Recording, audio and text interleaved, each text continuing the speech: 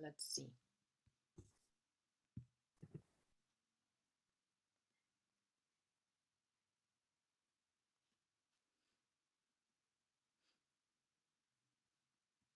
Is it happening?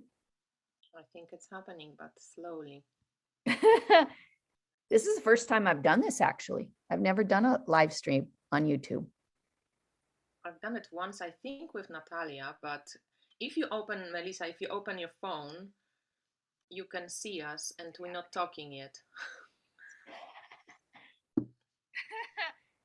This is so weird. I've done this, actually. I've never done a live stream on YouTube. How do I do? I've done it once, I think, with Natalia, but if you open, Melissa, if you open your phone, you can see us and we're not talking yet. You have to let me in.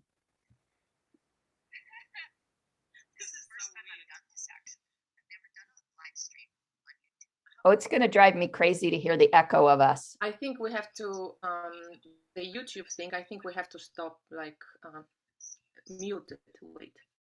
You have to let me in. How? I can't see. Hi, guys. Sorry. We're just figuring out the logistics of this. Like, just give us 1 sec.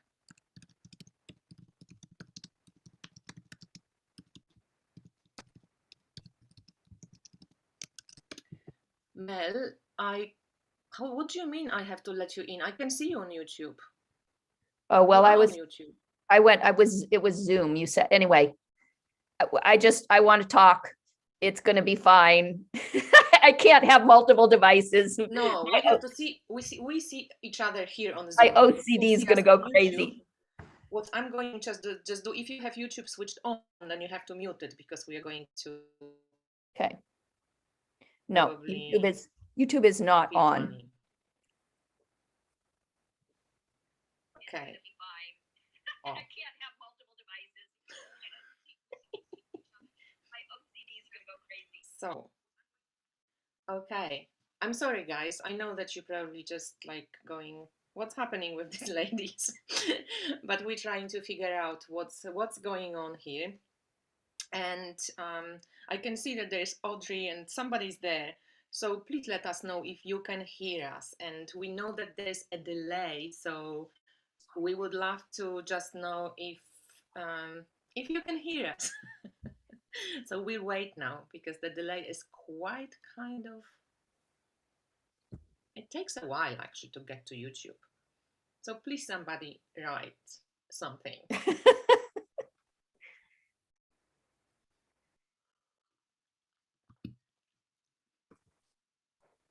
Okay. I don't know. There's no message yet. I think it just gets there to people now.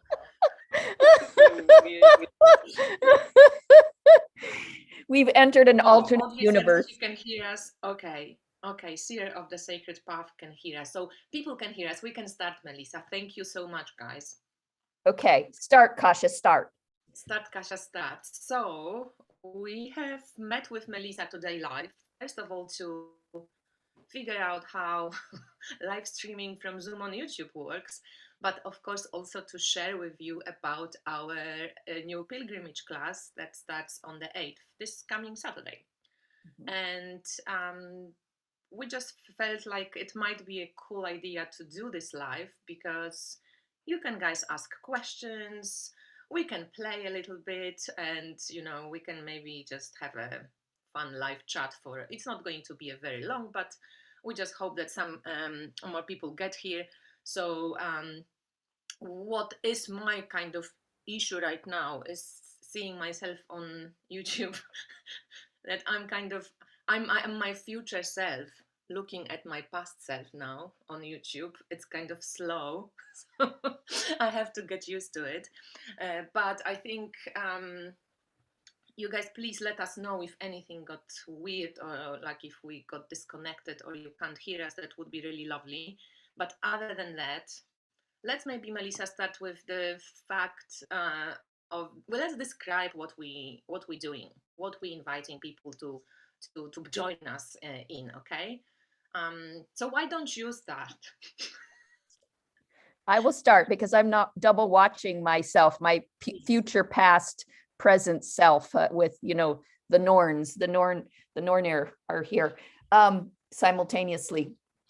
Well, and this is something else that you and I want to talk about is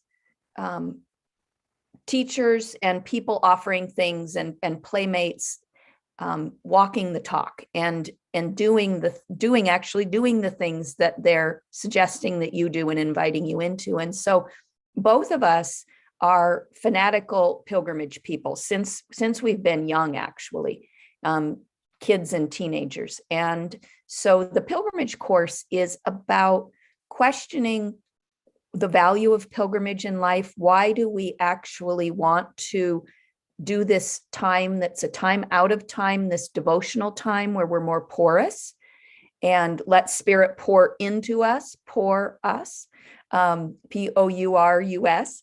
And the course is this journey that we're going to do as a group. You and I will be the people who are making the container, but it's really going to be who shows up to co-create this journey that we're going to have. And as we've seen, the world is completely gone insane. Nobody's missed that. And it also means that the opportunities for transformation are off the charts. And so the thing is that we need other people and community and support and guidance and affirmation and all these sorts of things to be able to continue on this path, to do a path that's not the regular in the box, going with what they say you're supposed to be. And so the pilgrimage course is both something for you to explore, a personal journey, and then also be part of a collective, a community of people who are exploring what devotion and reverence and honor and magic and mystery and the unknown and all of those things, how those can weave together in our lives and guide us and make our lives amazing. So this makes me think about, Kasia, will you introduce yourself, in case, I'm assuming everybody here knows who we are, but they might not, or they might not know who I am.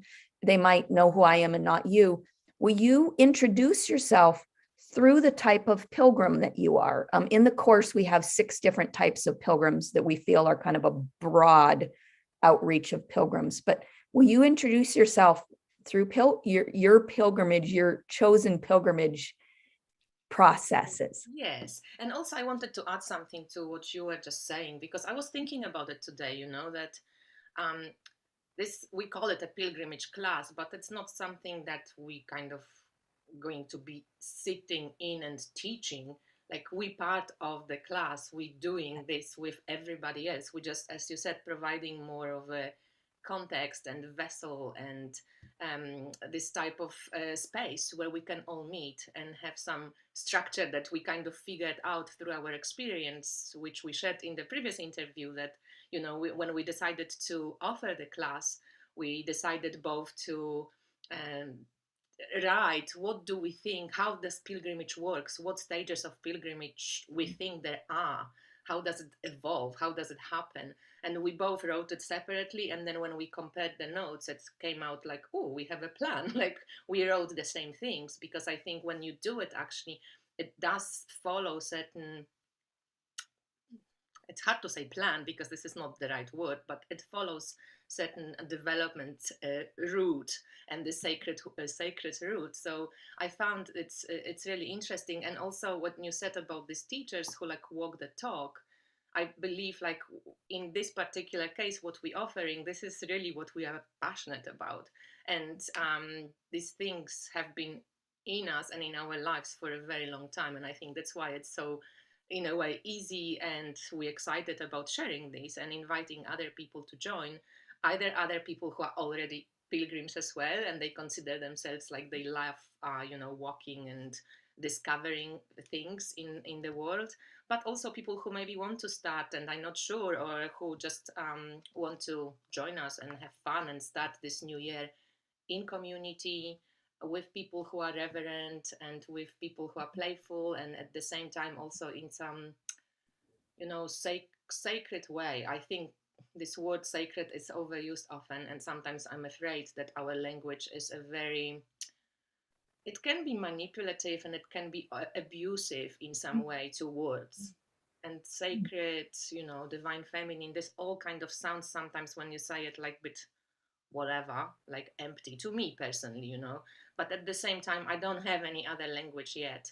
And it's really fascinating. I know I'm like jumping off point, but like I was listening to something today about language and about how the language carries this vibration and frequency and how we create with language, right? And kind of most of us know, like everybody of us knows it, but that our language is so influenced in the systems we live in.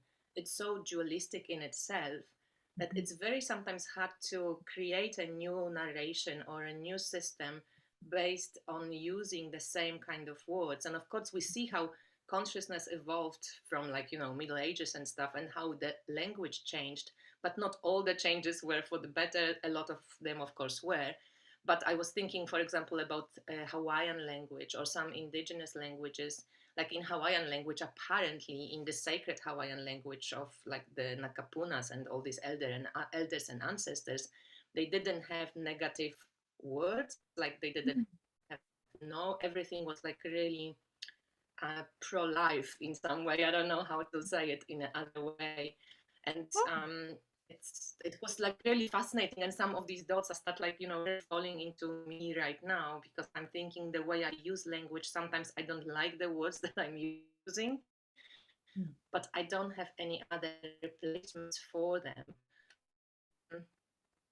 Back to your question about what type of pilgrim I consider myself to be, we were laughing in the beginning before we came on live, because I was thinking, you know, I'm kind of traditional pilgrim, but I have resistance to traditional pilgrim because traditional pilgrim is, you know, connected very much to religion. And we want to really make sure that our class, it's not based on strictly any religion or any religious path in the same.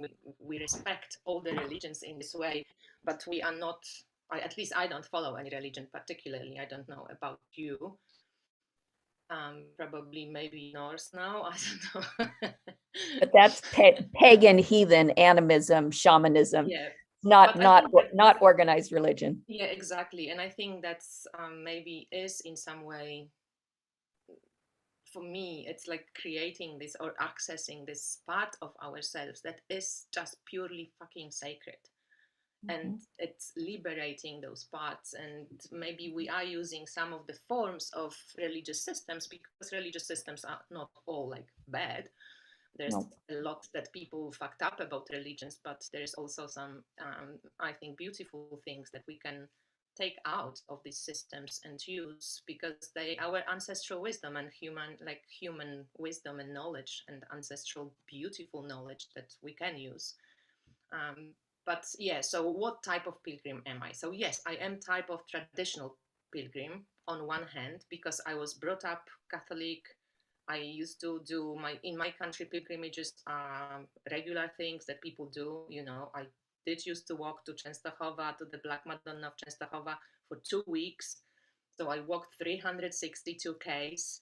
Um, I, you know, walked 30 kilometers a day and so on. And it was all done in this very Catholic way. So we were singing a lot of songs, we were praying Hail Marys, we were doing all this kind of outside masses and stuff in the forest, and slept all over the place. So I think, like, with the tradition, I think I'm not in the church since I was 18. So I left the church when I was 18. But this pilgrimage thing, I loved it. I didn't let go of it. It didn't let go of me as well, even when I wanted to let go of it. And in some way, I feel like I started appreciating some of these traditional ways, because I like being reverent when I walk. And this holy walk is something that I love doing. And because I'm so on the divine feminine, again, this word, right? But like divine feminine said, and this aspect of God that is the feminine.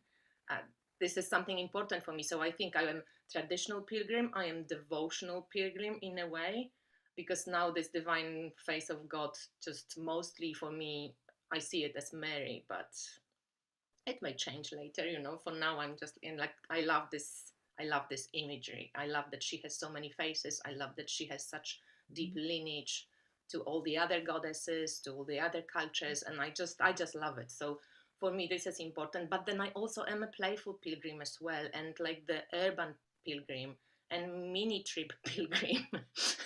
You didn't invent this one, but I'm just like making it up as I go now. Um, and I think this is an interesting question, and we are going to speak about it during our class as well. For people, we ask people like what they consider themselves, um, how they walk, you know. And I think how you walk, what type of pilgrim you are, also shows how you walk in life and how you do things in life, because that's what we established, that pilgrimage can mirror how you actually approach projects in life, how you approach relationships in life, how you approach I don't know, uh, work or play or whatever, it's the stages that you do. But anyway, what type of pilgrim are you, Melissa? Huh. Well, and something else that I thought of that I wanted to mention when you were talking about what I call organized religion, um, is that like anything on the planet, everything is a mix. It's got its dualities, its polarities, its shadows, its light. And with organized religion, of course, there are things that support people. And I feel that people are literally hardwired with a need for the sacred. And that's part of why we have a lot of the social ills that we have, is people have become separate from the earth, become separate from these reverent practices, from animism, from recognizing that everything is alive. I know everything is alive because I interface with it constantly. That's my life, is this dialogue of delight. That's where the creativity comes in. But part of what I've found in my obsession with decaying Catholic cemeteries and the Santos and Signs decks that I've created is that I have an incredible amount of respect for the cultures that have taken what they want and need from organized religion and told organized religion to go fuck off in the parts that they don't want. And so I think of it as it's folk Catholicism particularly, but these would be in the Afro-Cuban traditions and those where there's a syncretization between that they didn't want to get persecuted. So they thought, well, yeah, I'll take, Eshu and Elegua, and I'll syncretize it with Santo Nina de Atocha. I mean, those sorts of things. And I have an incredible amount of respect. And even I call her Ms. Muerte, Santa Muerte, these things that the people need, that they are not willing to be bowled over by the dogma, the arrogance, the control, the violation of the out of balance spiritual traditions, the organized religions, but they take what they need. And so that, to me, that's the heart of what my connection is to organized religion, is where people have said, we need holy intermediaries. We need santos. We need saints. We need Mother Mary. We need Guadalupe, because this earth walk is gnarly. We need them, but we don't believe that your arrogant, patriarchal, violating part, we're not having that. So that's my take with the organized religion piece. And I am yeah. Can I say something before you Yeah. go into that? Because when you said patriarchal, I was listening to something today about Mary Magdalene or something, and this one lady, I forgot her name, so I'm sorry, I'm not going to quote her, but like I'm paraphrasing, but she said that she treats patriarchy as ancestor.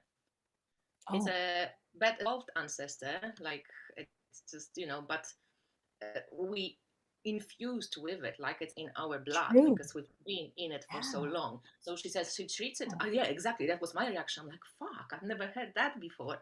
That she treats it with reverence, not reverence like, but she treats it right. with respect. Oh, that's what she said, that she treats it with respect because it's an ancestor, but she chooses to do differently, right? Because we don't repeat often. We of course have ancestral lineage and so on, and we often have DNAs and stuff that we repeat, I even if we love don't that. want to. Me too. I was thinking, wow, this is maybe how we can start evolve that narration of still separation, hate, Love it. which I think we women have that capacity to bring different fucking voice to this conversation I and do. like start doing differently. And we can't undo the past. Like, that's it. The past is part of us, so somehow we've got to each of us, deal with it internally. But I Yeah, think like I just loved what she said, because I thought, I wow, that love that. shift the whole energy straight away, that you It don't get does. this. And the reality is when we fight against things, we're still connected to them. Yeah. And the thing is, to me, the basis of pilgrimage is claiming our power and our connection to everything that is. And that's the real issue, is that what has happened with the feminine is the feminine has been disregarded. And that's like being pleasant with what's happened, is just disregard. Um, and so I love that. It makes me think of like the uncle at the holidays who's the alcoholic, who like you need to have good boundaries with. So like I'm going with that. I'm totally owning that the patriarchy is an ancestor, but it's also, I will not leave my children alone with you. And if you get really drunk, either you're leaving or I'm leaving, because I'm not going to play. So there, I love it. I absolutely Yeah, love it. totally, totally, Okay, exactly. so We can do love it it. differently. So yes, you Type as of a pilgrimage. pilgrim. So particularly artistic, my whole life, and then it became mystical, the mystical and the artistic, shamanic, it all got woven together. I grew up in Seattle, sixth generation, the first Scandinavians that showed up in the Skagit Valley, if you know Washington State at all. And very few people who were not originally indigenous. The native tribes are from Washington State that long. The rest of y'all moved there in the 80s, and you think you've been there a long time. I'm being a little elitist and snarky. It rarely happens, but it's very few people. And there's issues and complicity with that of the white folks coming in and taking over the land. So grew up in a family of artists, glass artists, designers, those sorts of folks. And in that upbringing, my parents were really out of the box. They were baby boomers, and they expected me to be a playmate. Since I was an infant, probably a toddler, they took me into abandoned buildings and took pictures under graffiti bridges. Like, I had a very unorthodox upbringing.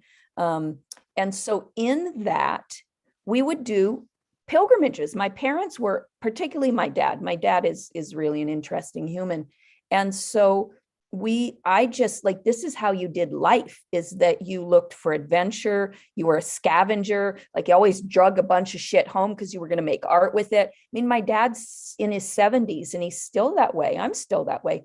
So that was really the artistic, is that I literally, artistic, being an artist is the air that I breathe. I never had that journey of, oh, I don't think I'm an artist, and which, bless you. And that's part of some of your journeys. One of my best friends, Whitney Freya, that was a huge journey for her of, I'm not an artist. And Yeah, it's like, I had that.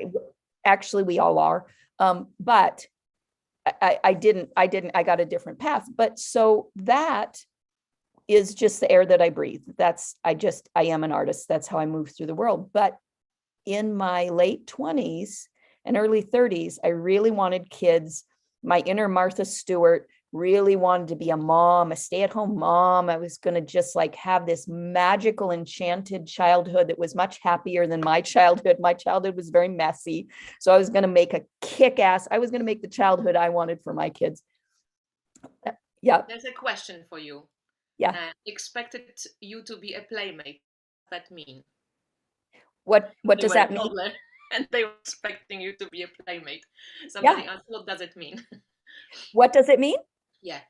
That means that that they particularly my dad really is not a parent per se. He doesn't have a lot of those, oh, we shouldn't do that because it might be dangerous. I mean, my mom would be more, but so my dad just basically wanted to continue to have adventures even though they got pregnant. And so I think basically it was like, oh, well, there's another playmate, there's another person that wants to be and needs to be doing some interesting things in this family system. The expectation of the family system is to be creative. It was the base expectation. It was not about safety. It was not about fitting in. It was the opposite of that. It was, what's really cool and unique about you that you're going to bring to the table so that we get fed by that. And then, my dad would have whatever is unique about him and share that, and that would feed the rest of us. So it's interesting. I've never said it this way. We fed ourselves through creativity. That was the feeding. And it wasn't all wine and roses. It was very messy, and there was a lot of wounding. But I also think, like, it's so easy for me when you say it, to be expected to be a playmate. For me, it's like, well, they just took you to places where usually you don't take toddlers, because, and you weren't the one who's just like, wah, crying. You were a playmate. You were enjoying yourself. I was, because crazy places. And I think we choose our families. I actually think we choose our families when we're in the spirit world before we incarnate to learn things. And so I chose these people for the messiness and the fabulousness. But I have pictures.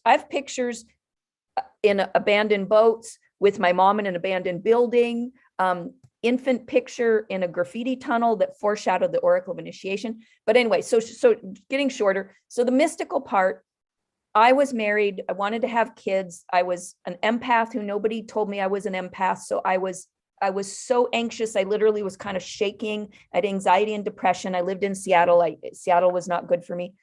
And then my husband couldn't get pregnant. I was too skinny. You want to get pregnant, girls? Gain some weight. So it's too skinny, didn't get pregnant, and wasn't the destiny. And then Chris died. My husband died. And that sent me, that part of me that is really brave, that somehow was able to move beyond the extreme crippling anxiety. I went and did a 7-year quest and did 70,000 ritualistic photos. It became the Oracle of Initiation.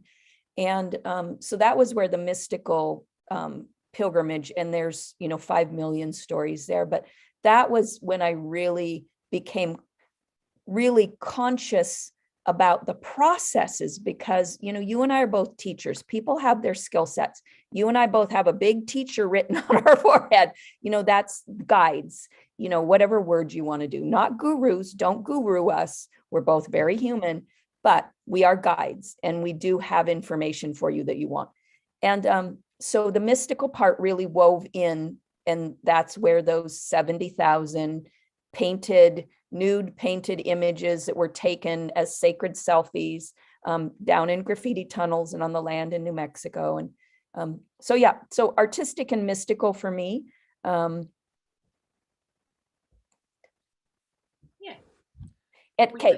We can dig deeper. There is a question from Teddy as well.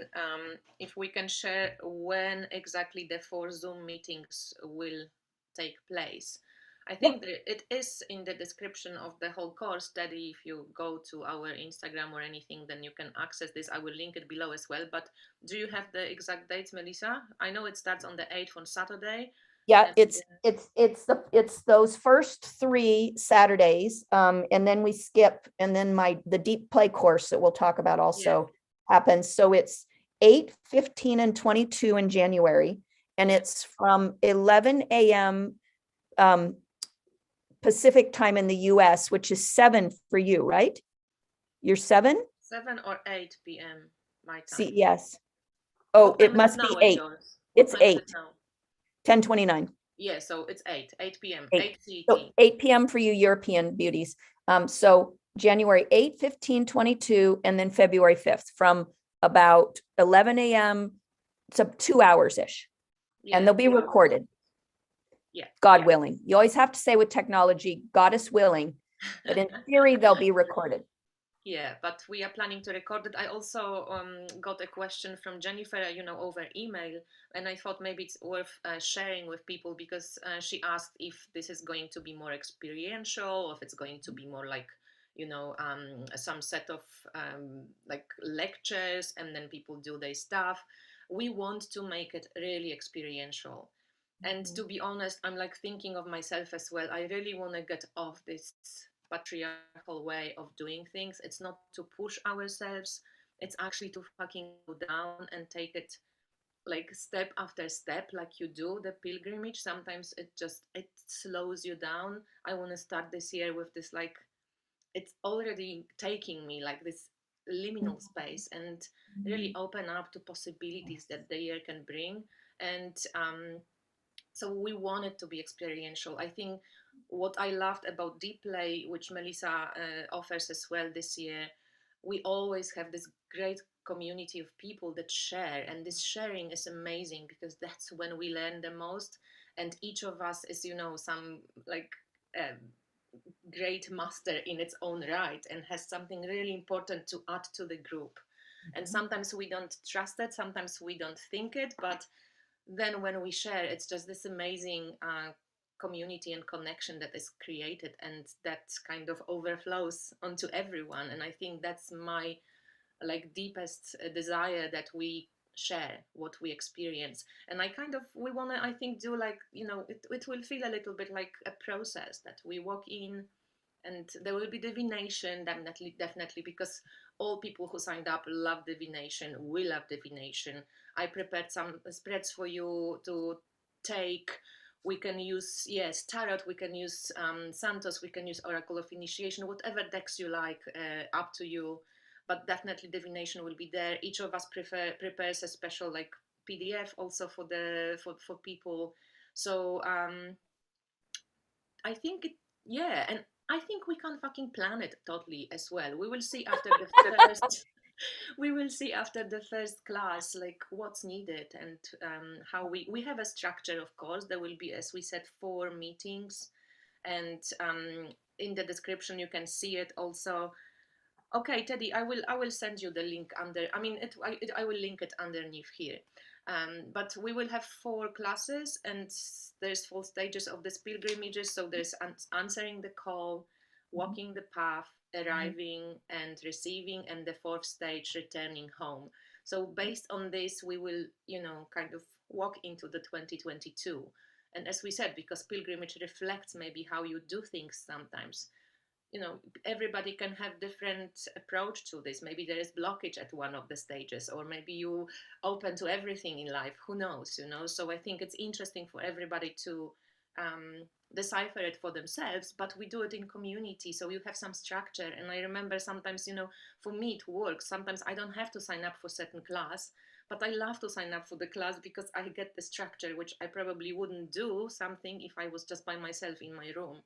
And this True. connection and community, I think, provides this structure, and hopefully us as guides in some way, but also participants of this pilgrimage joining. Mel. Well, and also part of, as you were talking about it, we want to be clear that this is also something that can be done really internally, that you can walk metaphorically, that this can be a process that you can do where because in some parts of the world it's very cold right now, or whatever, that this can be an internal process, that it's cold here too, that you might not, that you don't have to physically go somewhere. It's very fun to physically go somewhere, but COVID has really changed all of that. And the piece about the community, I think we're all starving for people that feel like the people who get us, and the people that are interesting to us. And years ago, a woman that I did some coaching about my photography career with, she said, "What is the dialogue you want in your life?" And it was like, top of my head blew off. What she was saying is, who are you going to have around you, and what are you all going to be exploring? And you have to cultivate that. The reality is most people didn't get a family like my family, and that if you really are very mystical, very intuitive, very creative, you have to make your own community around that. That's not something that is, I feel like the overculture doesn't value that to the degree that some of us do. And so we need to make our own families, our own kin, our own community. And so both this pilgrimage course and the deep play course that we'll talk about just for a little bit, both of those are about community, and is about people helping you to continue to have the resonance and keep moving along on a path that may not have support, depending on who's around you and where you're at and what your job is and what your family thinks. And there's this killer Joseph Campbell quote that basically says, "It takes a lot of courage to live your own life. Other people have a lot of plans for you." And if you're an empath, which a lot of you are who are watching this, empaths, our whole journey is about figuring out our own boundaries and sovereignty. And I'm over here and you're over there. Took me 40 years to really go, and my husband dying, and the 7-year quest to go, I'm not everybody's weather vane. Everybody doesn't get to decide who I am, what I am.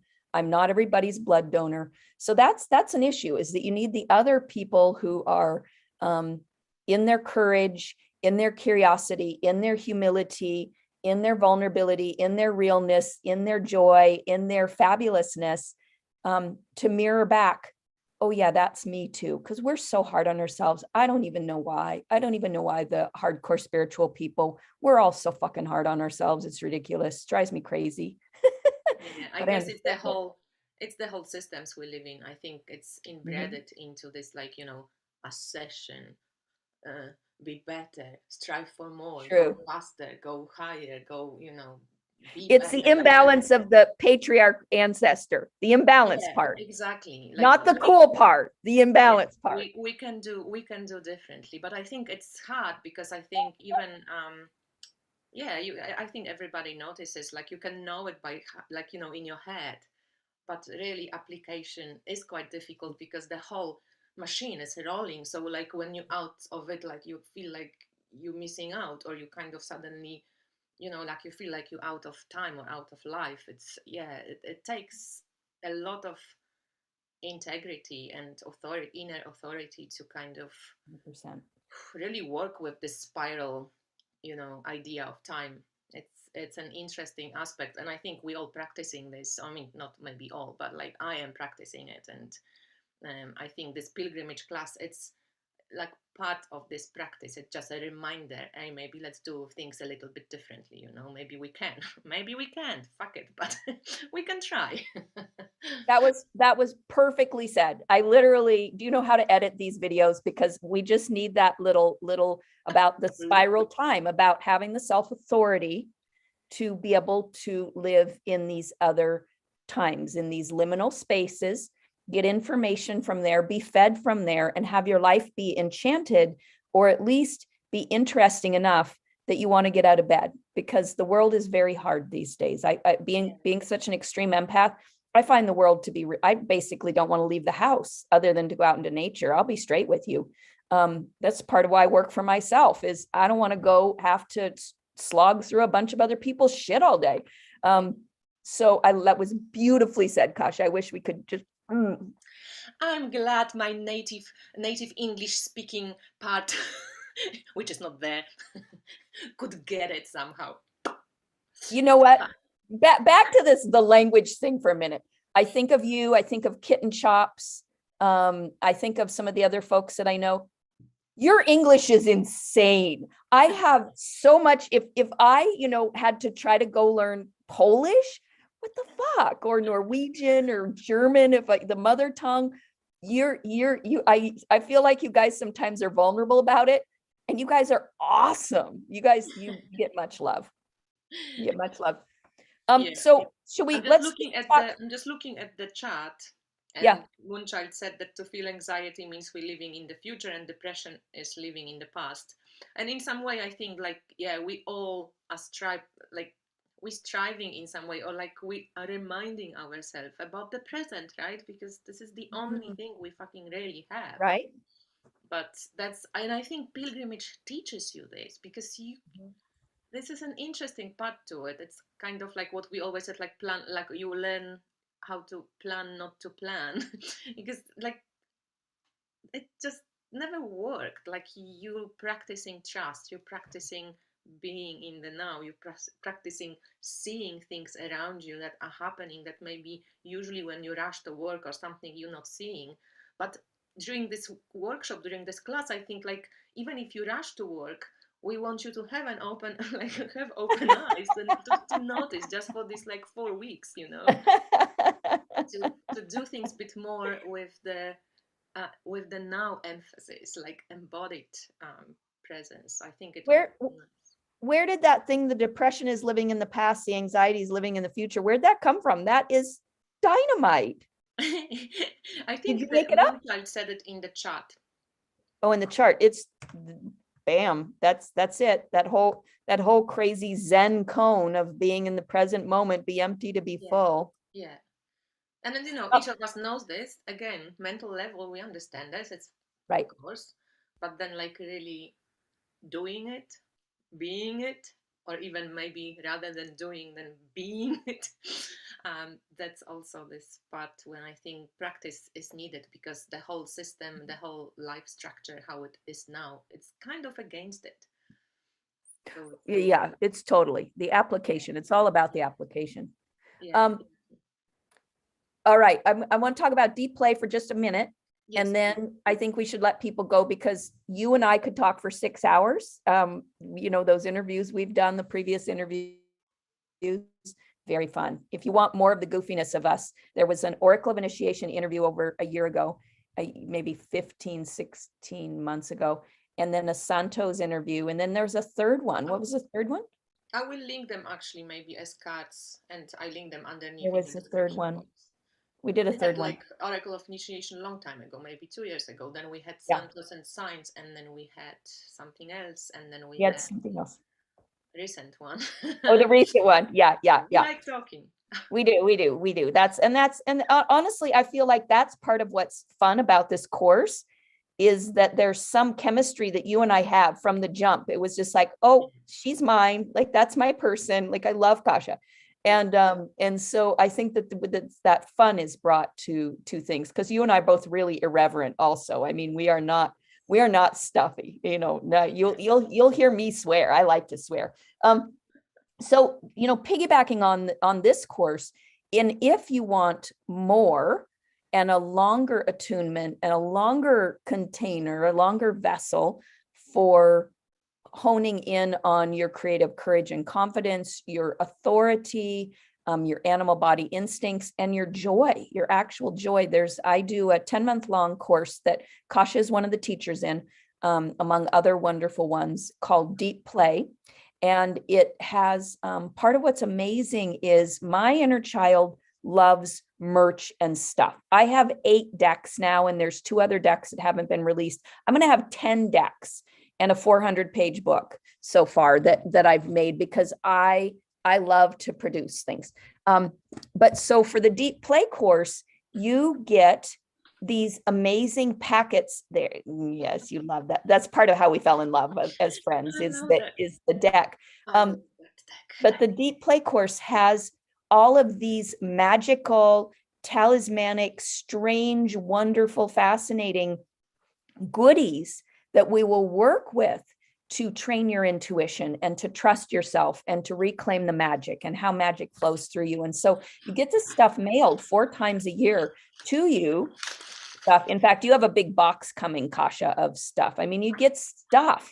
And my inner child just loves it. A lot of it comes from thrift stores, because I'm a big thrift store. And then we have 2 calls a month, where the community gathers. We have a Facebook group. And then there's content in this process. And this year it's about divine timing and creative manifestation, which to me is some of the most interesting and some of the most confounding and sometimes frustrating parts of living an intuitive life. Is what's the time frame of how things are rolling out. And my ego persona, and I don't actually think ego unto itself is bad, but my ego persona thinks this should be happening, or I'm ready to do this. And the divine timing is like, oh, not so much. You can do this and this, but this other thing, nah, not really. Yeah. And it's not, spirit is not Santa. Carolyn Mace said that. She said, spirit is not Santa. And like the secret and all of that, there's this idea of, and I feel like in America, we're totally out of control of, I want what I want when I want it. Amazon, bring me something in 2 hours. Like, what is that? But anyway, so the Deep Play course is this amazing community of people who gather, and it's Deep Play because when you've been separated from your joy, there's going to be some grief and some things that whatever process you're going to need to go through to open it up, because the culture doesn't support vitality, doesn't really support independence. It says there's like a few people who can be geniuses, and then the rest of y'all need to go to work and do what we say. I don't believe it. And I believe as you empower yourself, that everything in your life will change. Your relationships, your sense of self, your sense of esteem, your sense of boundaries, your sense of joy. And it's literally, it's the reason I get out of bed is my creativity and this dialogue of delight that the world, the animist world, wants to dialogue with us. So that's my thoughts on deep play. That starts on January 29th. It's about halfway full, almost halfway full right now, because I only have a certain amount of these yummy, amazing materials.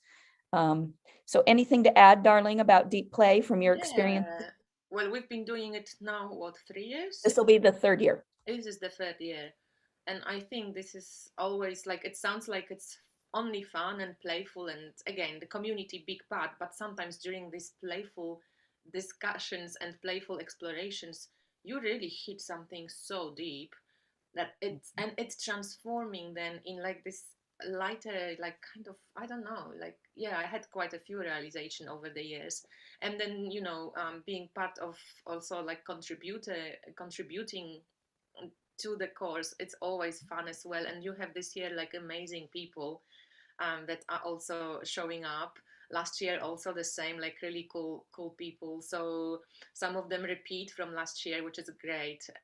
Like I just can't wait to connect to people again and to share this. And I think deep play is also amazing because it's you get this like really crazy shit in the mail, plus sometimes decks, depending like what year. I don't know if you're planning to send some decks this year or.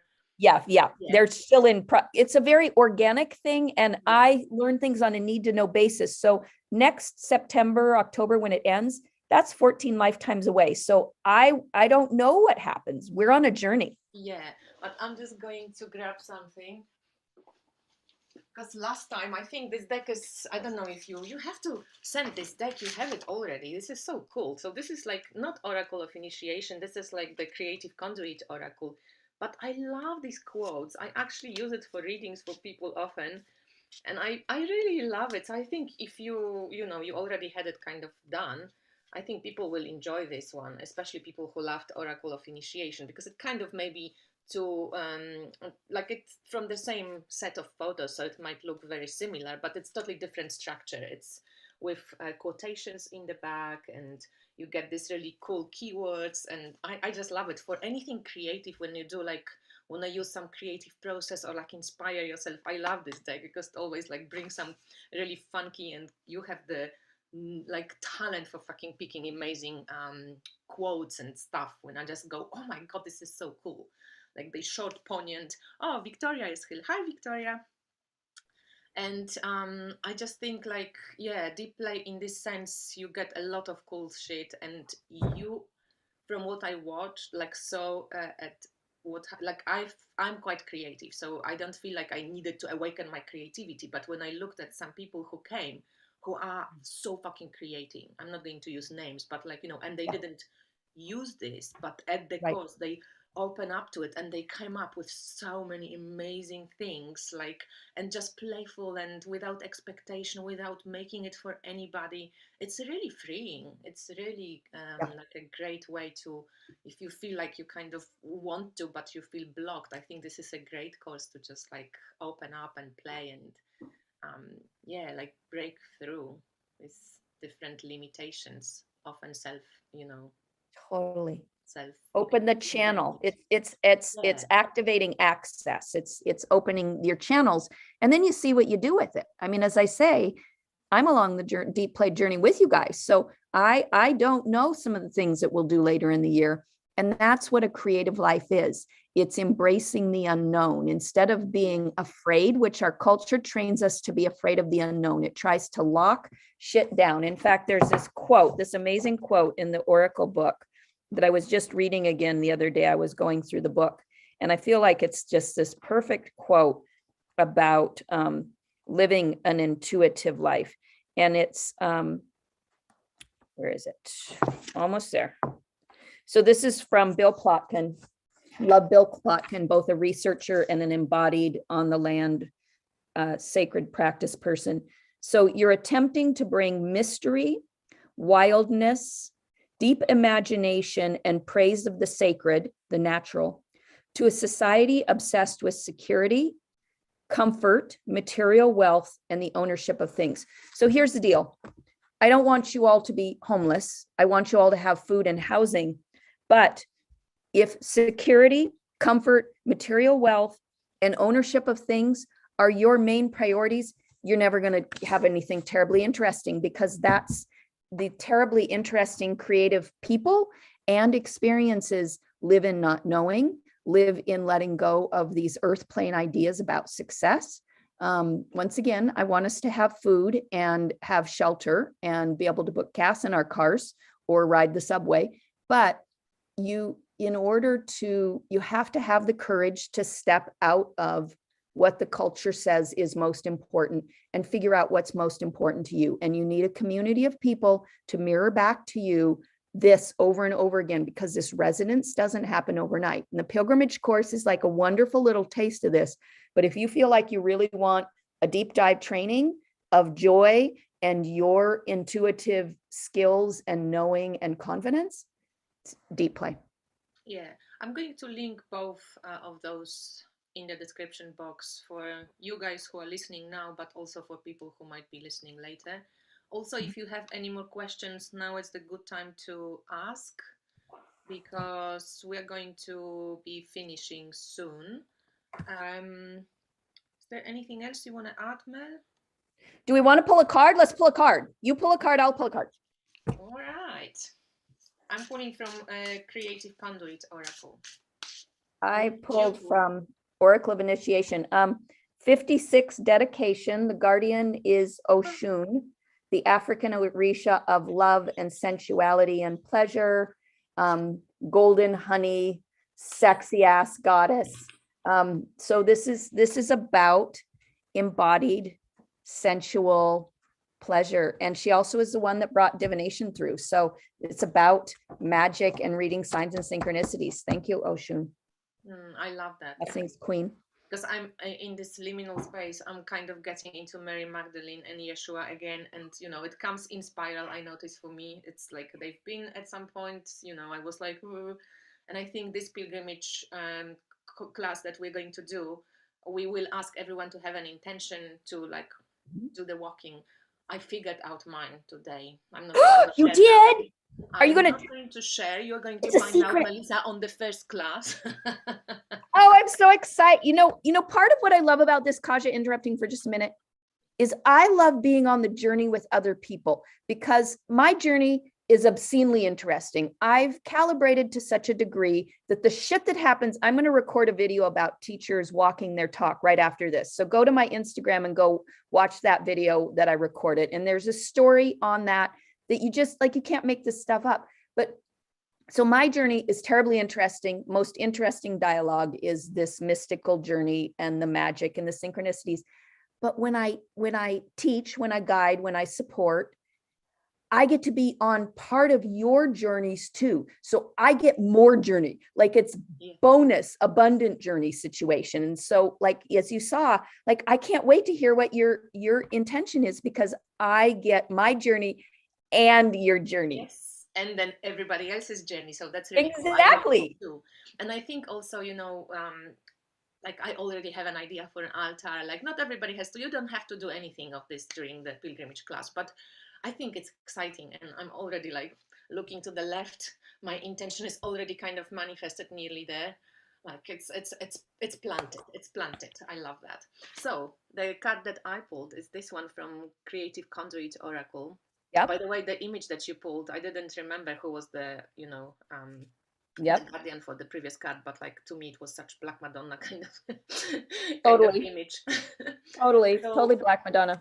This one is pretty hilarious. This is Divine Feminine, guys, because the card says dismantling. And we were talking about this patriarchy as our ancestor, that we don't have to, kind of do the same again. And it says get out of the way.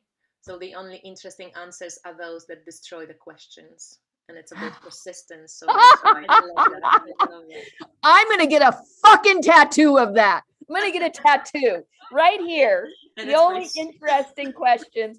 Well, and what's cool about that deck, and you know what, anybody here who joins the Deep Play course, I'll send you that deck. So if you decided to sign up for Deep Play through this, I'll send you that deck. But most of those people in the quotes are alive. Maybe 75% of them are alive. So it's an ongoing, organic, living dialogue with that deck. It's not just, and this is, here's a little bit of my soapbox about diversity, is when you go look for quotes, way too many of the quotes are of one population. I don't even need to say, we all know. To get quotes that are from women, from Indigenous people, people of color, non-binary, all of those things, you have to dig to get those quotes. And I dug to get those quotes. But the quotes, but you could go to their Instagram page and like go see what those people are doing and creating. These are the other masters that we want to be connected to. So I love it. So that's cool. That's really cool. And what's her name? Tell me the name. Tell me her name again. Susan Sontag, the photographer. Oh my God, on Audibles, there's a free Susan Sontag, the thing about, if I'm remembering right, about getting lost. I don't know. I also thought, like, for the just maybe we finish off by saying that we have two levels of the pilgrimage class. Good call. So the first level is just the basic level, like normal level. It's just the class. So you get everything which you need to get for meetings, recordings, the PDFs, and so on. And then there is this like top level, we call it VIP level, like smilingly. Because then in this one you get like a bunch of things. So you get a reading, an hour reading with Melissa, and an hour reading with me. And you get a bag of goodies from Melissa and a bag of goodies, some like devotional, like pilgrimage goodies that we connect to each one of us personally, gets sent to you as well. So this one is the VIP VIP level. And of course the VIP level gets everything that the basic level has, right? So I will link all the information below. You can guys check this out. And I think that's it, right? That was awesome. And it was only an hour, Kasia, because I think all of our other interviews were like an hour and 40 minutes or something ridiculous. Was it already an hour? That's a long time. Yeah, 58 minutes. But maybe that's the whole Zoom, not maybe when we went live. Is it? Oh, maybe. So maybe it was only 50 minutes. Well, thank you everybody for popping my YouTube live cherry. I am no longer a virgin in these realms. Thank you, Kasia, for being the tech goddess. And I hope to see you all on the Pilgrim's Path. Go sign up and come play with us. We want to play with you. Yeah, thank you. Thanks, Mel. See you guys, and thanks for being here. Thank you. Bye. How do I do this?